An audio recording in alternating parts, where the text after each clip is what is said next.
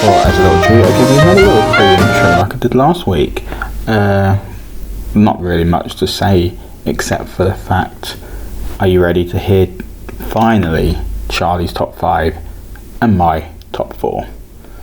We apologise that we dragged out Christmas. Next week we hopefully will be doing Taskmaster. I don't know why I make promises because they never come true, but genuinely we have got plans to meet up later today, me and Charlie. As I say later today, this is 2 weeks ago since the episode came out, but we promised to actually meet up later today and record Taskmaster. I just have to edit one more task, so as long as I can get that done, we will be doing Taskmaster. And then maybe we'll have another week afterwards where we'll talk about Christmas again, because we haven't actually discussed our Christmases with each other. So yeah, enjoy the rest of this episode, guys, and thanks for bearing with us while we're just a bit shit. Yeah, we're shit. Deal with it.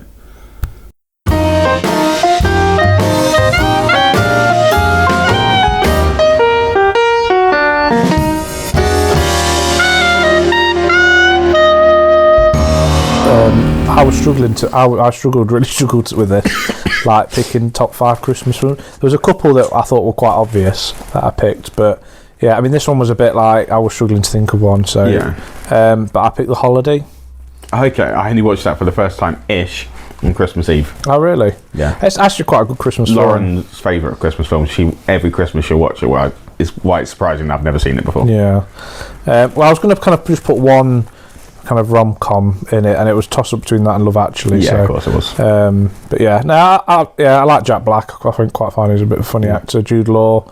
Is it Cameron Diaz? Jack Black in quite I think in the time it was a normal sort of role for him, but like if you look back at his career now, it's quite an unusual role for him.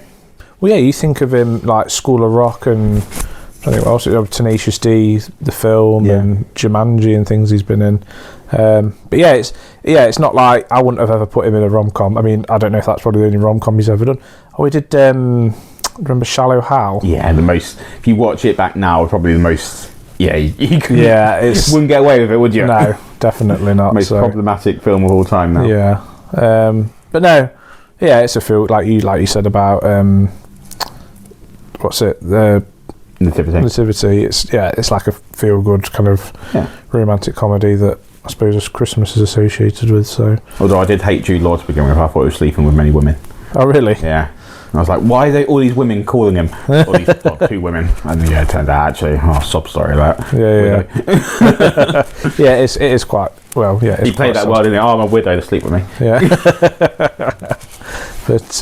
but yeah, so that's my number 5. Well, I'm just looking at my list because, like I said, I've had to change a lot of things. Okay. Number 4 goes to. All these are new films now that are being added. Okay. Christmas in Connecticut. Okay. I've reviewed some of these films, so I apologise. People are going to be repeating. And this is like another comedy of errors sort of thing. It's about this. It starts off like during the war. A naval ship is sort of bombed, and there's 2 people who are out on boats. Getting back, and they eventually make it. I think there's lost at sea for like 18 days or something like that. And in the hospital, the army guy, I can't remember his name, he wants the really good food. He's reading this magazine continuously about this publisher who she's got like a home in Connecticut, a farm with her husband and kids, makes this amazing food and everything. He just really wants that food, so he pretends to fall in love with one of the nurses so he can get this amazing food, but he won't quite commit to marriage because he doesn't want that. He just wants the good food that she'll bring him.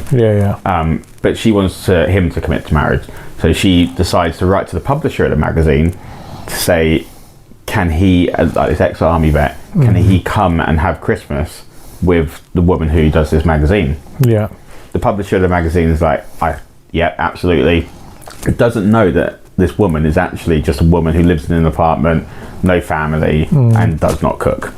Okay. So basically this woman, she goes to tell him the truth but can't, gets into this massive lie, and ends up having to potentially marry another guy to move to his farm in Connecticut, to which that guy comes to. It's just a series of errors that they're trying to sort of like get away with it not happening. But actually, it was made in 1945. I was just about to ask, how old is it? Yeah, really old film. So just after the war, then, Yeah, literally. but actually, really quite funny. I really enjoyed it. Yeah, really okay. enjoyable.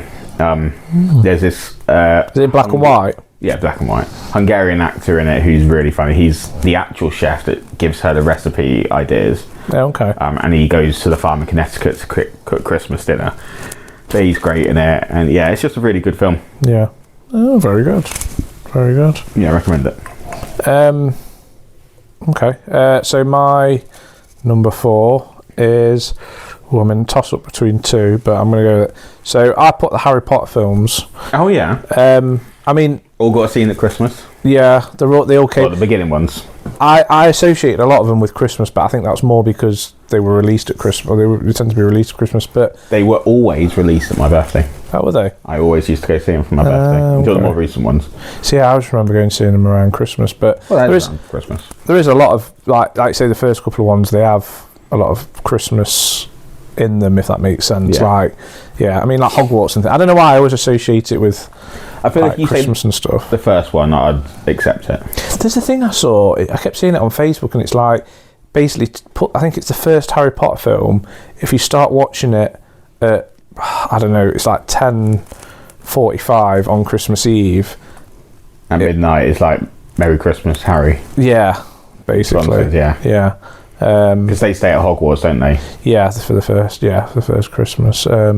But yeah, no, I mean, obviously I love the Harry Potter films anyway, so if this was a list for other things, Harry Potter would be way up there. Yeah. But yeah, I know it's not, I suppose, an obvious Christmas film, but yeah, I'm not going to go into describing what happens in Harry Potter. I think everybody knows, so yeah. But yeah, that was my number 4. My number 3. Oh, what should it be? I'm going to go with Anna and the Apocalypse. Okay. I told you to watch this one. I don't know if you have yet. Is this the one that you did the review for? Yeah, again. These 2 I've done reviews. I don't think the other 2 I have done reviews for. But this one, it's a for anyone who hasn't listened to reviews, it's a Christmas comedy musical set during a zombie apocalypse about this woman called Anna who's, well, she's a teenager about to go to university, tells her dad in the beginning of the film that she's not going to university. Not that it matters, because the next day the zombie apocalypse happens. But honestly, it's just fantastic, and there's a song in it called Hollywood Ending right at the beginning. No such thing as a Hollywood ending. Phenomenal. I don't think I should say any more than that, actually. It's a great song. Okay. But it's got actors like not seen them before, apart from Mark Benton and I can't remember what his name is. Toothy guy he plays. He's in oh my god, I can't think of anything he's been in. A toothy guy. Yeah. Hold on, I've got it right here in front of me. Hold on. What's the name of the film? Anna and the Apocalypse. It is. Oh my god, where is he? He's not in the cast list for ages. Paul Kay. Okay. Is it a English or American film? English film. Oh, okay. It's really, really good, actually, right? And doesn't follow the normal tropes of all these sort of films. A zombie Christmas musical. Yeah. No, saying no such thing as a Hollywood ending. That's all I'll say. Okay. Like one of the first songs sums it all up. There's a great song in it that one of the girls sings. I can't remember the title of it, but it's like, Santa, come and fill up my sack, or Santa, come and empty your sack. I need it in me. Or something like that. It's just so on the nose. It's ridiculous. Yeah. But it's a great musical, great film, great comedy. Really, really enjoyed it. Okay. I rated it 8 out of 10. Like, really fantastic. So I'm just looking through the IMDb list. There's Mark Benton. I recognise him. Paul Kane. But those are the only 2 you'd recognise. I don't think anyone else has really been in anything. No. Okay. Ella Hunt, I think, is in a show called Dickensian with oh my god, what's her name? Is she the main character in it? No, second main character. But yeah, I recommend it. It's really good. I think it's on what's it called? Oh, it's on Channel 4 currently. That's how I watched it, wasn't it? Because I told you about it. Film 4. It's on Channel 4, so you can stream it on there. Very good. I'll have to give it a Honestly, watch. recommend it. I do Watch like it now before Christmas is over. Yeah, I was going to say, I can still kind of get away watching a Christmas film in between Christmas and New Year, can't You can I? watch this one at Halloween as well, so you've got like 3 months of watching this one. Yeah, that's true.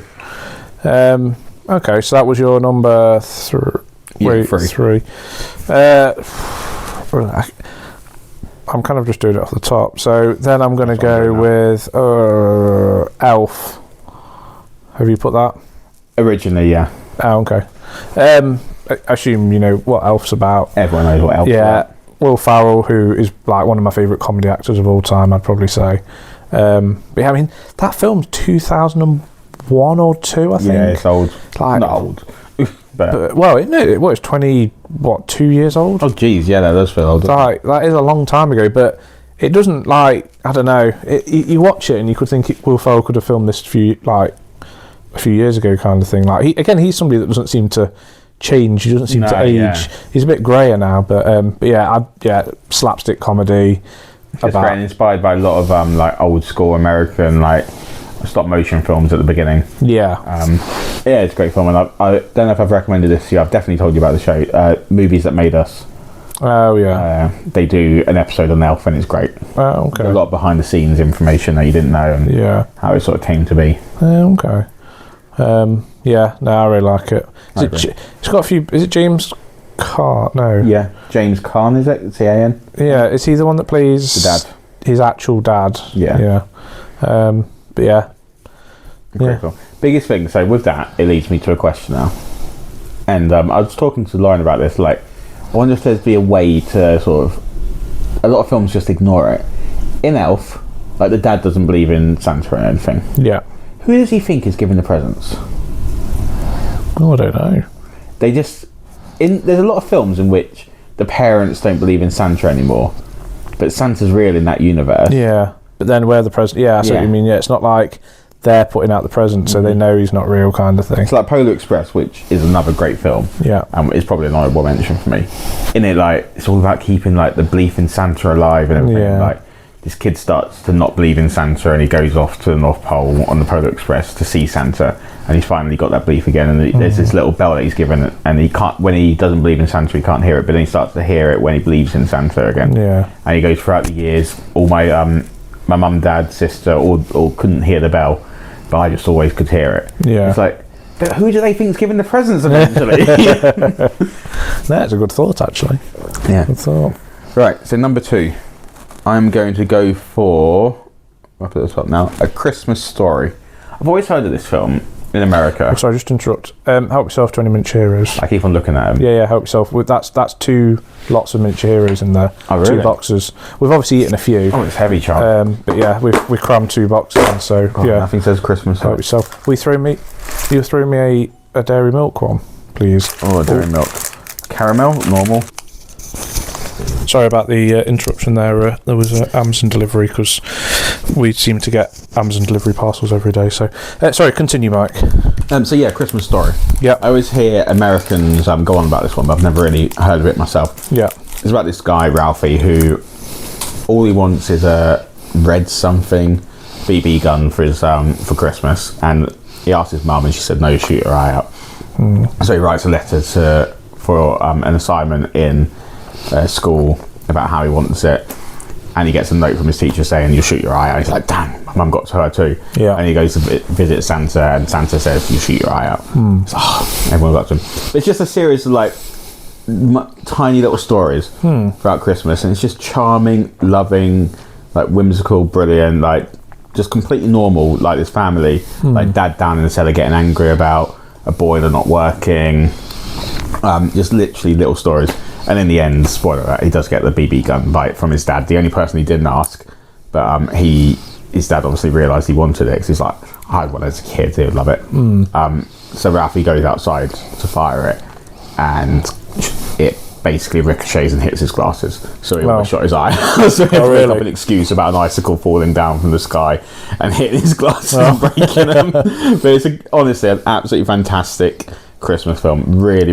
What age is that, or when did that come out? Oh, it came back in 1983. Oh, okay. No. Yeah. 83? I thought you were going to be like an old 1950s one. 1983. Right. Okay. but it's a really good story, and I think they did the sequel to it yesterday, which I'll probably end up watching now that I've seen that, because it was brilliant. Really, really enjoyed it. Okay, I'll have to give that one a try. Yeah, I know what you mean. I've heard of it in like other American stuff where they talk about it, but I've never really. It's a very American Christmas film, but really recommend it. So that was your number 2. So again, I've gone with very, very not an obvious. Well, to me, it's a Christmas film, but it probably won't be to the majority of people. So I picked The Great Escape. Oh yeah, of course you did. Purely because. Do you mean Chicken Run? Yeah, that's the one. The one that I think Great Escape was based on Chicken Run, wasn't it? I can't. No, the Chicken was based on The Great Escape. The only reason is because it normally is on around Christmas. Yeah, it is. Or in this middle bit in between. But yeah, I just always remember that when I used to go up to my granddad's to watch it, and if it wasn't on telly, we used to watch it on. I'd put it on video because it's one of my favourite films. It's not Christmassy at all. There's nothing, any reference to Christmas. It's set in the summer. It's like Chitty Chitty Bang Bang. No mention of Christmas, but it's always on at Christmas. Yeah, that's true. Well, Oliver as well, but is that? But I think it's because it's Dickensy. Yeah, that's true. You associate Dickens with Christmas because of Christmas Carol. But the thing is, though, as well, I mean, I don't know so much anymore. I've not really watched much telly between Christmas and New Year, but there used to be a lot of war films on, like World War II ones especially, around Christmas. Like Dan Busters used to be on. Yeah, like we at work the other day, yesterday we watched, we didn't watch all of it because it's about 3 hours long, I think, with the adverts, but Bridge Over the River Kwai, and again, set about British prisoners of war by the Japanese and the Middle East, but I don't know, it's like what's it with war and particularly World War II as well, but should have had that one with Pele and is it Michael Caine? Escape to Victory. Yeah, that's one. You know what, I've been trying to find that. I might just buy it on DVD because I've not watched it in years, and it's such a good film. And that one is a Christmas film. Is it? Yeah, I'm sure it is. I don't think so. Isn't it set during Christmas? I might be wrong then. I don't think it is. I think obviously it's just set. Well, I mean, it's obviously based on a true story, but I don't think it's set over Christmas. But again, it's probably a war one that's kind of based. Well, that's been shown over Christmas. But I've obviously just associated it. Good film if you like war and football. Yeah. But not very much obvious choice, I suppose. I mean, I was saying earlier moaning about Die Hard and things, but that's more of a Christmas film associated to me, if that makes sense. Yeah. I get it. Right, my number 1, Miracle on 34th Street. No, not seen that one. I've heard of it. But this is the 90s one with is it the woman Richard Attenborough? And is the little girl in it the one from Matilda? No. Oh, okay. It is what you're thinking of. Oh. I'm on about the original 1947 one. Ah, okay. I watched this one for the first time the other day, and oh my god, I watched the 90s one recently. The one from 40s, it's just absolutely amazing. It's basically about a guy who takes part in Macy's Thanksgiving parade. Oh, okay. And because like the actual Santa is completely drunk, and he does such a good job that Macy's hire him to be Santa, but he keeps on telling people, it's like, oh, I've got a list. Like someone comes in and says, kid wants this, and I was like, don't say you can't get it from because it's sold out everywhere. And he goes, no, I think we'll manage to get you that. And he tells the mum, it's like, actually, I'm pretty sure that another store around the corner has that. And it becomes like famous, like this Santa's telling people to go elsewhere, but then it gets in a lot of income from Macy's, so they think it's a great idea. But this guy thinks he's Santa. Oh, okay. And claims he's Santa, gets psychologist reports and stuff, and eventually goes to a psychiatric prison, and then he says, actually, no, I'm not Santa, I am Santa. And then he goes to a whole court case about, is this guy actually Santa or not? And obviously, like, if the judge declares that he's not Santa, does he think that Santa's not real, and yada yada yada. Yeah. It's actually a really, really good film, really funny, and the whole way that they prove that in this film that Santa is real, or this guy is actually Santa, is the postal service catch news of the story, and they've got a load of dead letters in the cellar that are addressed to Santa. They've got nowhere to go. It's like, hey, this could be a great opportunity to get rid of him. So they deliver it to the courthouse to this guy, and they're like, the US Postal Service is a government-run service in which they have right to deliver mail to the right person, and it cannot deliver it to the wrong person. Therefore, the US government recognise this man as Santa. And it's like, is he Santa or not? He works in mysterious ways, and it's like, never really says whether he's Santa, but it's just a great film, like really good. Oh, and you sounds pretty good. That film that is basically a court case on whether a man is Santa or not would be good, but it's phenomenal. It's so good. Words can't put into words how good it is. And which do you prefer out of them both, the 90s one or the original one? The one in the 90s, there's nothing compared. Nothing. Oh, really? Yeah, so much better. To be honest, I've heard of it. I've just never, and I just associate the one from the 90s. So yeah, no, I really recommend. It's on Disney Plus. I've seen where I watched it. I'll have to have a look out for that one. I'll have to, again, these ones I'm gonna have to really watch like within the next few days. I made a point of watching films I've never seen before. And like 4 of them then went to my top 5 list. Some of them, I watched one of the worst films in the world, Christmas with the Cranks. God, it's absolutely atrocious. It's with Tim Allen and Jamie Lee Curtis. And they decide they're not going to celebrate Christmas this year because their daughter's gone off to some foreign country over the Christmas period, and like, it won't be the same. So like, why don't we just go abroad and save money? It's actually cheaper to go on a cruise than it is to celebrate Christmas. Oh, really? So they do that, and like the whole town is bullying them for not celebrating Christmas. And I've been really bullying them for not celebrating Christmas. And then they get a phone call a few days before, or it might be in the day before Christmas, when the day they're meant to be going on the cruise. The daughter's coming home and she's got a fiance now. And Jamie Lee Curtis panics and says, we're having a Christmas party as we do every year, because normally they hold a big party and the whole community comes together to help them. But Tim Allen's all mopey, he's like, I don't get to go on my cruise now. But it's honestly awful. And then it tugged at my heartstrings a little bit, where he ends up giving his tickets for the cruise to this family who the wife is dying of leukemia. It goes deep with it. And it's her last Christmas that she's going to be celebrating. I was like, okay, this was a 2 out of 10. I'm going to bump it up to a 4 out of 10 now, because that was actually quite a sweet moment. And then right at the end, a snowman that's on the roof turns around, winks at the camera, gives it like a finger blast, and then Santa flies off in a random car. I'm like, this was a grounded Christmas film, and then suddenly Santa and the snowman appear right at the end. So I bumped it back down to a 3. I suppose if anybody watch it, just don't watch it right to the end. Don't watch it at all, honestly. It only had one redeeming quality in it. Like the beginning part, it was just awful. Absolutely awful. Words can't put into words again how awful this one is. Well, I'll avoid that one then. Do. And a shame, because I liked it. That was the worst Christmas film I watched this year. Oh no, was it? Santa with Muscles was pretty bad. Was that the one you were telling me about? Well, to say you've watched 25, like that's a fair kind of view there, really. The worst one I watched was Santa Conquers the Martians. That was atrocious. Anyway, what's your number one? We're not about the worst films, we're on about the best one. We could do a 5 worst Christmas films. I'm there. You've done all yours. So I picked Spirited. Have you seen it? Not watched it. Have you not? You've not watched it? Oh yeah, really good. So it came out last year. It's got Ryan Reynolds and Will Ferrell again. But yeah, it's a take on A Christmas Carol, effectively. It's musical modern, isn't it? So Ryan Reynolds is this like effectively an Ebenezer Scrooge, and Will Ferrell basically works. It's sort of like, basically working. They go round each year. They have a target of somebody that they want to basically change for the good. And they sort of do like, they have all like, you've got the Ghost of Christmas Past, Present, and I think which one is he? I think he might be Present. And then there's obviously Ryan Reynolds he has a sister who's died of cancer, and he's got a brother who's looking after Christmas stories and cancer. I know.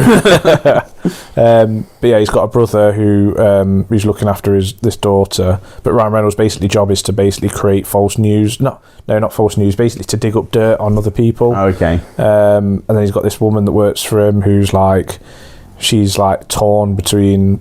She wants to do good, but she doesn't want to kind of keep doing this bad stuff and things. Lots of, musical, some really good songs. I won't ruin it, but there's a nice twist to the end with it all, and one of the characters with I do Will want Ferrell's to watch character. it, so yeah. But on Apple TV. I watched it last year when it first came out, and then I watched it again. I think that's going to be like a tradition one for me to. I think next year I'm going to try my 25 new ones every year. Yeah, I mean that is commitment. 25, like. What did you do? Is it just one a day then up until Christmas? Well, no, some I'd watch more than one. Yeah.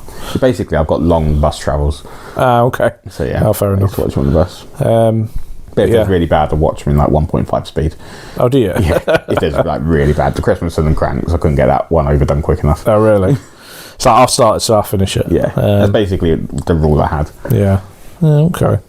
But to be honest, I've always thought, I thought before this, I mean, I don't think they have done anything together, Ryan Reynolds and Will Ferrell, but again, both really good comedy actors, and I mean, neither of them are probably going to be winning. Well, I'm saying this now, they'll probably both win an Oscar next year, but they're not that kind of actors, are they? They're not in those starring roles. Yeah, so I really enjoyed it. Oh, lovely. So that's our top 5 Christmas films, and the last 2 of our top 5 TV shows. Yeah. So comment on our social medias of your top 5 Christmas films, and remember to give us a like and follow, and tell all your friends. It's how we get known. Yeah. Otherwise, people aren't going to find us, unfortunately. And we're not going to get into the New Zealand top 100 comedy podcasts without people listening to us, especially in New Zealand. Genuinely true story. We were for like 3 minutes. Yeah. And we were. You sent us the Samsung thing as well. Samsung featured podcast as well. Yeah. So.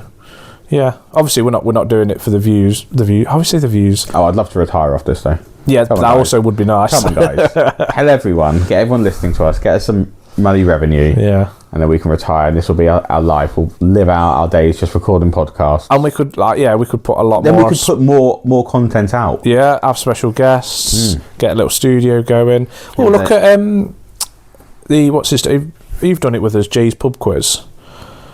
I've watched it. Yeah. You've on YouTube. Like he started off. He used to do pub quizzes, and then COVID happened, and he just did some on YouTube for family and friends, and then obviously it blew up, and now I think he was working part-time or something, but he does that full-time now. He's won awards and donates a lot to charity, and he was actually homeless in London, and they've actually dedicated the bench where he used to sleep. They put a little thing on. That's cool. But he donates a lot of money to charity. He lives up north now, and he's like married with a kid and everything. Oh yeah, we'll say that if we end up getting a lot of money, we'll donate to charity. Oh yeah, of course, we'll donate some to so come on, guys, help us out. Yeah, help us to help them. Exactly, and we're going to be doing our charity podcast, aren't we? We'll anyway, do. Should we say this year? Should we make a promise this year? Yeah, I thought that was the plan anyway. Yeah, I think it was. Maybe.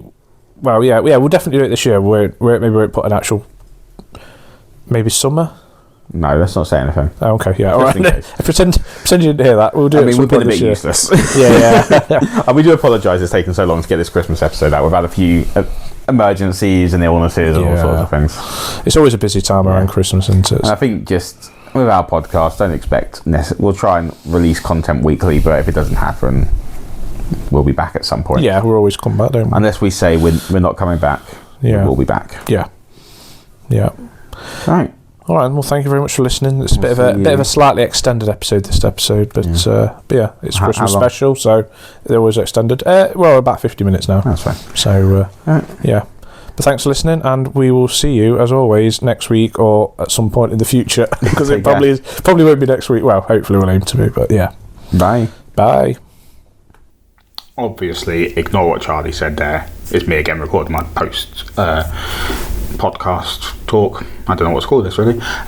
Ignore what he said about we might not see you next week because of how we are. We definitely will see you next week. We just, hopefully, like I say, Taskmaster. I don't know why I keep on making these promises, but if it is Taskmaster, we're in for a good one. Right, see you next week, guys. Bye.